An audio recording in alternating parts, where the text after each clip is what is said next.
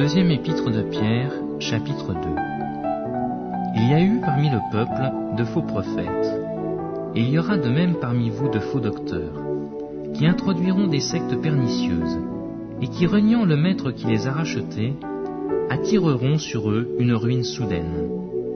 Plusieurs les suivront dans leur dissolution, et la voix de la vérité sera calomniée à cause d'eux. Par cupidité, ils trafiqueront de vous au moyen de paroles trompeuses, eux que menace depuis longtemps la condamnation et dont la ruine ne sommeille point. Car si Dieu n'a pas épargné les anges qui ont péché, mais s'il les a précipités dans les abîmes de ténèbres et les réserve pour le jugement, s'il n'a pas épargné l'ancien monde, mais s'il a sauvé Noé, le 8e, ce prédicateur de la justice, lorsqu'il fit venir le déluge sur un monde d'impies, s'il a condamné à la destruction et réduit en cendres les villes de Sodome et de Gomorrhe, les donnant comme exemple aux impies à venir, et s'il a délivré le juste Lot, profondément attristé de la conduite de ces hommes sans frein dans leur dissolution, car ce juste qui habitait au milieu d'eux tourmentait journellement son âme juste à cause de ce qu'il voyait et entendait de leurs œuvres criminelles,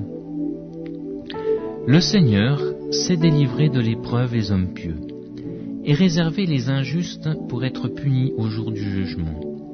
Ceux surtout qui vont après la chair dans un désir d'impureté et qui méprisent l'autorité. Audacieux et arrogants, ils ne craignent pas d'injurier les gloires, tandis que les anges supérieurs en force et en puissance ne portent pas contre elles de jugement injurieux devant le Seigneur. Mais eux, semblables à des brutes qui s'abandonnent à leur penchant naturel, et qui sont nées pour être prises et détruites, ils parlent d'une manière injurieuse de ce qu'ils ignorent, et ils périront par leur propre corruption, recevant ainsi le salaire de leur iniquité. Ils trouvent leur délice à se livrer au plaisir en plein jour. Hommes tarés et souillés, ils se délectent dans leur tromperie, en faisant bonne chère avec vous. Ils ont les yeux pleins d'adultère et insatiables de péché. Ils amorcent les âmes mal affermies. Ils ont le cœur exercé à la cupidité. Ce sont des enfants de malédiction. Après avoir quitté le droit chemin, ils se sont égarés, en suivant la voie de Balaam, fils de Bosor, qui aima le salaire de l'iniquité, mais qui fut repris pour sa transgression. Une ânesse muette, faisant entendre une voix d'homme, arrêta la démence du prophète. Ces gens-là sont des fontaines sans eau, des nuées que chasse un tourbillon. L'obscurité des ténèbres leur est réservée.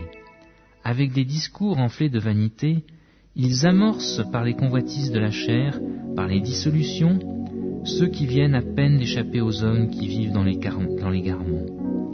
Ils leur promettent la liberté quand ils sont eux-mêmes esclaves de la corruption, car chacun est esclave de ce qui a triomphé de lui.